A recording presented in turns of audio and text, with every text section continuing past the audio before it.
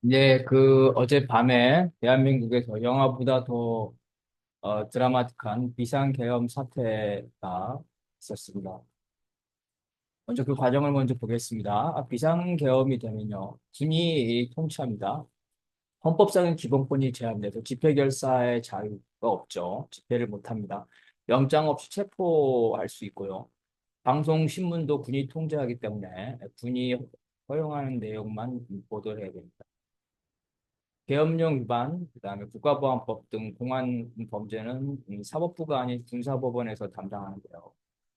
대부분이 이 계엄령이 이 집회, 정치활동, 언론 출판 이런 거를 금지하고 있기 때문에 사실상 대부분의 공안 범죄는 군사법원에서 담당한다고 합니다. 주요 반정부 인사들은 군인들이 영장 없이 체포할 수 있습니다. 보통 몇만 명의 군인을 동원해서 주요 기관을 점거하고 노동계, 야권, 반치제 인사들을 일거에 체포하는 방식으로 합니다.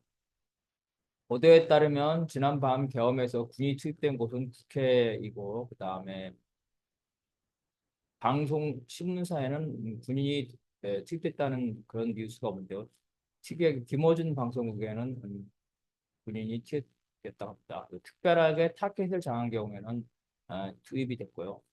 그래서 최대 수천 명의 군인들이 출동해서 일부는 도심에 진입하고 대부분은 외곽에 대기하다가 철수한 것으로 보입니다. 과거의 사례에 비하면은 사단급 정도가 동원이 되어야 되는데 그 정도가 되려면 특전사나 수방사만 가지고는 부족하고 한 개 사단, 전투 사단 한 개 정도는 빼야지만 국가 전체를 장악할 수가 있습니다. 그래서 어젯밤에 일어난 그러한 계엄은 국가 전체를 장악하기 위한 사전 준비 과정이 없었습니다. 그 이유는 당연히 사전 준비 과정이 있다면 그것들이 에, 노출이 되면은 국회에서 야당이 국회를 최적 과반수 이상 장악하고 있기 때문에 국회가 반대 결의안을 하고 대통령을 탄핵하기 때문에 속전속결로 하다 보니까 많은 군인들을 동원하지 못한 것으로 보입니다. 중요한 건 비상계엄이 선포되더라도 국회 개원을 막을 수 없고 의원도 체포할 수 없습니다. 국회는 자유로운 활동을 보장해야 될 겁니다. 그런데 어젯밤 군인과 경찰은 국회의원들의 국회 출입을 막았고 특히 국회 경비대죠 경찰 총경이 집요하게 국회 출입을 통제했답니다. 또한 특전사는 국회 본회의장에 난입을 했고 회의를 못하도록 유리창을 깨고 강제로 진입하고 보좌관과 몸싸움을 했습니다. 그다음에 수방사는 여야 대표와 국회의장인 이재명, 한동훈, 우원식을 체포하기 위해서 군인들이 이들 사무실에 강제로 진입한 게 CCTV에 나와 있다고 합니다. 헌법 개헌법에 위반되는 행위입니다. 이런 것들이 명령을 내린 자와 수행한 자 모두 내란죄로 처벌됩니다. 군인들도 위법한 명령이죠. 위법한 명령을 거부해야 되고 거부하지 않을 경우는 내란죄로 처벌됩니다. 사병을 제외하고 장교들은 모두 처벌될 것으로 보입니다. 또한 계엄령 포고령을 보면 국회의 정치 활동을 금지되어 있다고 하는데 비상계엄이 되더라도 국회의 정치 활동을 보장해야 됩니다. 국회를 막았죠. 이것은 헌법과 개헌법에 위반되는 내용. 이 포고령만으로도 계엄을 내린 대통령과 포고령을 내린 계엄사령관이죠. 육군참모총장은 내란죄에 해당됩니다. 원래 계엄사령관의 제1순위는 군의 최고 고참이죠. 1순위 합동참모총장이 맡아지는 해군 사관학교 출신이라서 배제됐다고 합니다. 지금 중요한 거는 국회와 국민이 제2의 비상계엄을 막아야 돼. 현재 비상계엄이 해제되고 계엄사령부도 해체됐지만 윤석열은 아직도 대통령으로서 언제든지 계엄을 내릴 수가 있습니다. 계엄을 건의할 수 있는 행정안전부 장관, 국방장관이죠. 그리고 계엄 시 수사를 해서 이 경찰, 검찰, 국정원 이런 모든 수사죠. 모든 수사를 총괄하는 계엄 수사본부장을 맡는 국군 방첩사령관, 정보사령부죠.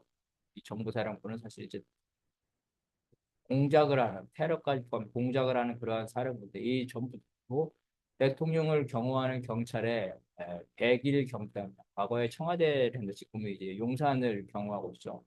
모두 다 충암고 출신이라고 합니다. 현재 제2의 계엄령이 선포될 경우를 대비해서 의원들이 국회 본회의장에서 사실상 농성 중입니다. 대통령 비서실장을 비롯해 모든 수석 비서관이 사임했고 윤석열의 계엄 논의 과정에 참여하진 않은 장관들이 비상계엄에 항의하거나 혹은 이후에 윤석열 정부에 계속 있을 때 자기의 안위를 보장받을 수 없기 때문에 다수의 장관들이 줄줄이 이 사임할 것으로 보입니다.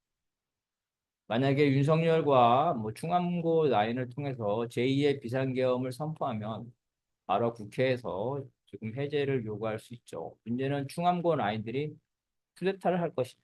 쿠데타를 성공하려면 최소한 수만 명의 군인을 동원해야 되는데 현재 여기에 동의해서 군인들이 참여할 가능성은 거의 없다고 봅니다. 만약 일부 군인들이 한다고 한다면 수백 명 수준이고 군인들이 내전 상태를 원하지 않기 때문에 결국은 이러한 쿠데타는 실패할 수밖에 없다고.